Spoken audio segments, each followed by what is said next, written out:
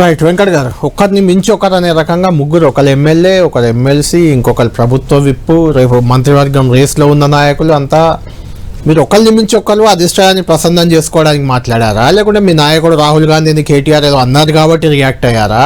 అంటే మీ నాయకుడు మీకెంత గొప్ప, వాళ్ళ నాయకుడు వాళ్ళకి అంతే గొప్ప కదా. కేసీఆర్ అన్నప్పుడు వాళ్ళు అంటారు కదా, మరి అనేటప్పుడు మనం దగ్గర పెట్టుకుంటే వాళ్ళు అనకుండా ఉంటారు కదా. మీరు వీడియోస్ ప్లే చేశారు, నలుగురు మాట్లాడినాయి, దేంట్లో బీపులు వచ్చినాయో మీకు కనబడ్డది. దాని ముందు బీపులు చాలా ఉన్నాయి, గతంలో ఉన్నాయి, అవి వేయలేదు మేము. అంటే ఈ రోజు అప్డేట్ కాబట్టి వెయ్యాలటి గురించి మీరు ప్రస్తావించారు. అది ఎక్కడ వచ్చింది ఆ కాంటెస్ట్ ఒక్కసారి మీకు చెప్తాను. కాంటెస్ట్ దాని ముందు కేటీఆర్ రియాక్ట్ అయింది, కేసీఆర్ ను ఉరిదీయాలి, కేటీఆర్ ను ఉరిదీయాలి అని రేవంత్ రెడ్డి అన్నదానికే కేటీఆర్ రియాక్షన్. అది ఇప్పుడు దానికి సంబంధించి పదే పదే వారు ఏం పదం వాడినరో, ఏం ఉద్దేశించి వాడారు, సరే వారు ఏం బాడీలో మీరు బీప్ వేసారు కాబట్టి 4 సార్లు వేసారు. మేము వేసిన దాంట్లో ఇంత క్లియర్గా స్పష్టంగా మనం మాట్లాడడం తప్ప ఎక్కడ కూడా మాకు బీప్ వేసే పరిస్థితి లేదు. ఎందుకంటే మేము ఎక్కడ కూడా చెప్పుతో కొడతానండి, ఎమ్మెల్యే చెప్పుతో కొట్టి పంపిస్తామని ఒక అధికార party MLA, law and order కాపాడాల్సిన ప్రభుత్వం ఇది. అరే మీరు ఇష్టం ఉన్నట్టు అడ్డగోలుగా నోటికి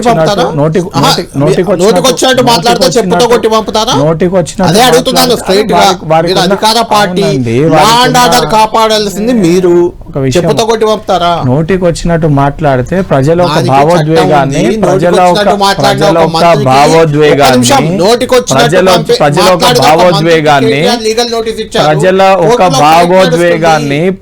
భావోద్వేగాన్ని ప్రజలు ఇబ్బంది పడకూడదు. ఈ రకంగా మాట్లాడితే రేవంత్ రెడ్డి గారికి ఎట్లయితే వారి తండ్రి గారికి ఉన్నారో రాహుల్ గాంధీ గారికి కూడా ఏదైతే ప్రజలు చాలా మంది అభిమానులు ఉంటారు, వారిని నమ్ముతున్న వ్యక్తులు ఉంటారు. మీకు అదే చెప్తున్నాను కళ్యాణ్ గారు, రియాక్షన్ ఎట్లుంటుందో ఆపోజిట్ అండ్ ఈక్వల్ రియాక్షన్ అదే రకంగా ఉంటది. కళ్యాణ్ గారు, వెంకట్ గారు చాలా చెప్పారు, అంటే గతంలో మీరు మాట్లాడిన మాటలు దానికి కౌంటర్ గా మేము రియాక్ట్ అవుతున్నామని చెప్తున్నారు. అసలు విషయం ప్రజా సమస్యలు, ప్రజల ఇష్యూస్ అవి కాకుండా వాటిని పక్కన పడేసి ఒకరినొకరు అనుకోవడం, అంటే డైవర్షన్ పాలిటిక్స్ అయితే ఏమైనా మీరు హామీలు అమలు చేయలేదని వాళ్ళు అవినీతి చేశారని మీరు ఆ చర్చల నుంచి పక్కకు పోవడానికి మీరైనా వారైనా. కళ్యాణ్ గారు సరే చాలా మంచిగా వారు చెప్పిండ్రు, కేసీఆర్ గారు మాట్లాడిన అంశాలపైన డిబేట్ అవ్వాలి అని చాలా బాగా చెప్పిండ్రు. మేము కూడా అదే అడిగినాం కళ్యాణ్ గారు, డిబేట్ అవ్వాల్సిన వేదికనే అసెంబ్లీనే వేదిక. అది వేదిక ఏదైనా ఉన్నా అక్కడనే చర్చ ఏదైనా ఉన్నా మీరు అన్నట్టు 100% ఆడ పాల్గొనాలి.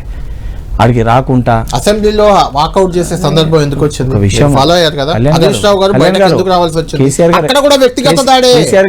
కేసీఆర్ గారు ఎప్పుడు వాకౌట్ చేశారు? కేసీఆర్ గారు కదా, హరీష్ రావు గారు సభ మొత్తం. కళ్యాణ్ గారు కేసీఆర్ గారు ఎప్పుడు వాకౌట్? అదే బయట మీరు ఇలా మాట్లాడుతుంటే లోపల అదే పరిస్థితి ఉంటుందేమో అని వాళ్ళు వాకౌట్ చేస్తారు. కళ్యాణ్ గారు ఉంటదేమో అయితదేమో అని వాకౌట్ చేశారని మీరు సమర్థించదలుచుకుంటే సమర్థించుకోండి. కళ్యాణ్ గారు వారు చెప్పక ముందు మీరు చెప్తారు. మేము అడిగాము ఆల్రెడీ వాళ్ళని చాలా సార్లు. ఒక విషయం, ఒక్క నిమిషం వెంకట్ గారు, ప్రతిపక్ష నాయకునిగా వారి బాధ్యత కళ్యాణ్ గారు, వారి బాధ్యత అవుతదేమో మాట్లాడలేమో అది కరెక్ట్ కాదు. ఇప్పుడు మొన్న కూడా మండలిలో కవిత గారు మండలిలో అడిగిన దానికి ఒక్కసారి సమాధానం చెప్తారట. చెప్పండి కృష్ణ గారు. చాలా ఈజీగా సామెతలు అంటే కొంతమంది ఎట్లయిపోయిందంటే పరిస్థితి, వాళ్ళు కూడా ఫస్ట్ టైం పోటీ చేయకపోయినా వాళ్ళు కూడా నామినేటెడ్ పదవులలో చేసి వాళ్ళు కూడా సీనియర్లు అనుకుని ఎవరిని పడితే వాళ్ళు నిగతాలుగా మాట్లాడు కొన్ని పార్టీలకు అలవాటు అయిపోయింది, చాలా సింపుల్గా అయిపోయింది. అంటే ఎవరన్నా కూడా మాకంటే పెద్ద మేధావులు లేరు, అందరూ అసలు చాలా మా ముందు చాలా నథింగ్, మాకే అంతా తెలుసు అనే విధంగా కొన్ని మాట్లాడుకుంటూ చాలా సింపుల్గా ఎగ్జాంపుల్స్ ఇవ్వడం చాలా ఇవ్వచ్చు. 10 ఏళ్ళు తెలంగాణ ఏదైతే రాష్ట్రం ఏర్పడ్డాక 10 ఏళ్ళు అసెంబ్లీ ఎట్లా నడిచింది, ఏ రకంగా ప్రవర్తించారు, ఏ రకంగా వ్యవహారం ఉండే, ఏ రకంగా సమయం ఇవ్వకుంటే ఏ రకంగా ఇబ్బంది పెట్టారు, అవన్నీ కూడా చాలా చూసారు. జానారెడ్డి గారు సిఎల్పి నాయకులు ఉన్నప్పుడు, దాని తర్వాత సంపత్ కుమార్ గారిది, వెంకటరెడ్డి గారిది, కొంతమంది నాయకులది ఏ పరిస్థితి ఉంది అవన్నీ కూడా చూసారు. సరే కేసీఆర్ గారు తెలంగాణ యాసలో కొన్ని 2-3 మాటలు మాట్లాడినప్పుడు అది తెలంగాణ యాస, అవ్వ అమ్మ ఇవన్నీ అన్నాడు తెలంగాణ యాస, ఆ తెలంగాణ పిచ్చోనవా పిచ్చిలేసింది అది అని చెప్పి మాట్లాడితే అవి నార్మల్ తిట్లు అని, సరే పెద్ద మనిషి కాబట్టి మాట్లాడినప్పుడు సమర్థించినట్టు మాట్లాడతారు. సరే ఎక్కడైనా ఒకటి సరే ఎవ్రీథింగ్ ఇది కరెక్ట్, ఈ సిస్టమ్ కరెక్ట్ అని నేను యాక్సెప్ట్ చేస్తాను. ఈ సిస్టమ్ కరెక్ట్, ఈ పద్ధతి కరెక్ట్ అని నేను కూడా యాక్సెప్ట్ చేస్తాను. మీరు కూడా చాలా చచ్చిపోయారు కదా, మీరు వాళ్ళని ఫాలో అవుతున్నట్టే ఉంది. కళ్యాణ్ గారు మీ మాటలు చూసే ఈ డిబేట్ పెట్టారు. కళ్యాణ్ గారు మీకు ఏం చెప్తున్నాను, మాట్లాడినప్పుడు ఒకటే పదం రాహుల్ గాంధీ గారిని ఉద్దేశించి పదే సరే ఒకసారి అన్నారంటే పదే ఒకటే దాంట్లో ఒక నిమిషంలో 4-5 సార్లు ఉద్దేశించి మాట్లాడితే నేను రాహుల్ గాంధీ గారిని వ్యక్తిగతంగా కళ్యాణ్ గారు నేను వ్యక్తిగతంగా పర్సనల్ గా నేను రాహుల్ గాంధీ గారిని అనాల్సింది గానే కాదు కళ్యాణ్ గారు మనం కూడా కళ్యాణ్ గారు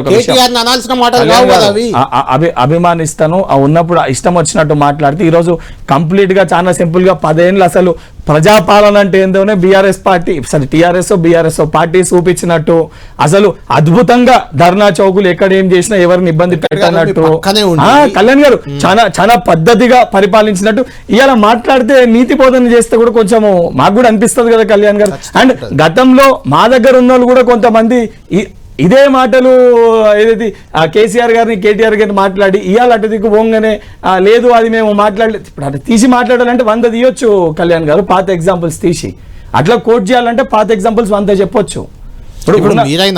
ఉన్నదానికి మీరు కాంటెక్స్ట్ న్యూట్రల్ డిబేట్ లో ఎవరేం మాట్లాడుతారు ఎవరేం చేసిర్రో కేసీఆర్ గారు సంబోధించి మాట్లాడుతున్నప్పుడు డిబేట్ లో గమ్మునుండి కూర్చో అసలు ఏమీ మాట్లాడలేదు కేసీఆర్ గారు అసలు ఒక మాట మాట్లాడలేదు కాబట్టి ఆరు చర్చ ఎందుకు రాలేదంటే కేసీఆర్ గారు ఏజ్ కి సరే కాదు వెంకట్ గారు కేసీఆర్ గారు ఇంతకంటే అధ్వానంగా మాట్లాడారు నేను చాలా ఉందాగా ఉంటాను అని ఇప్పుడు ముఖ్యమంత్రి చెప్పుకునే అవకాశం ఉంది. లేదు ముఖ్యమంత్రి గారు ఇట్లా తిడుతున్నారు నేను ఉందాగా ఉంటానని కేటీఆర్ చెప్పుకోవచ్చు. లేదు కేటీఆర్ ఇట్లా మాట్లాడాడు నేను ఉందాగా ఉంటానని వెంకట్ గారు ప్రూవ్ చేయొచ్చు.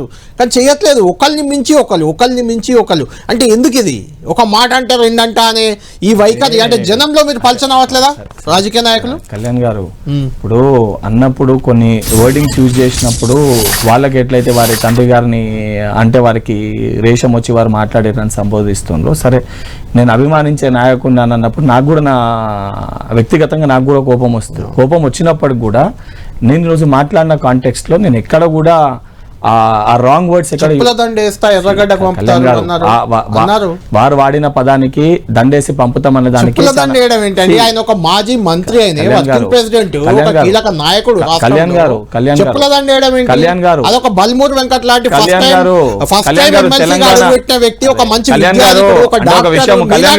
అంటే కళ్యాణ్ గారు శాసన మండలిలో ఫస్ట్ టైం అడుగు పెట్టిండ్రు దానికి బల్మూరి వెంకట్ అనేటోడు పోరాటం చేస్తే 30 ఏళ్లలో అతి చిన్న వయసులో పెద్దల సభకు వెళ్ళగలిగినాను కళ్యాణ్ గారు.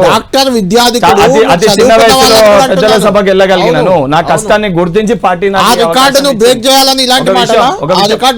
రాహుల్ గాంధీ గారిని అగౌరవపరిచే విధంగా మాట్లాడితే అది నచ్చక నేను ఏం మాట్లాడినానంటే తెలంగాణ ఉద్యమ తెలంగాణ ఉద్యమ సమయంలో తెలంగాణకి వ్యతిరేకంగా పనిచేసిన వాళ్ళని మనం జనరల్ గా మన దగ్గర ప్రొటెక్ట్ చేసినప్పుడు వాళ్ళ ఏదైతే వాళ్ళ బొమ్మలు తయారు చేసి గాడిద పైన పెట్టి దండలేసి జనరల్ ఊరేగిచ్చింది ఉస్మాన్ యూనివర్సిటీలో. అది జనరల్ గా మనం అది నిరసన తెలియజేసే దానికి కళ్యాణ్ గారు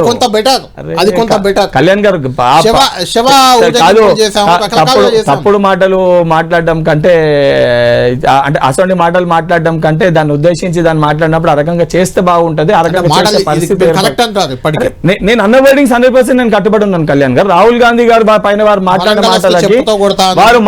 మాటలకి 100% నేను కట్టుబడి ఉన్నాను కళ్యాణ్ గారు. రాహుల్ గాంధీ గారి పైన ఆ రకంగా మాట్లాడితే కృష్ణ గారు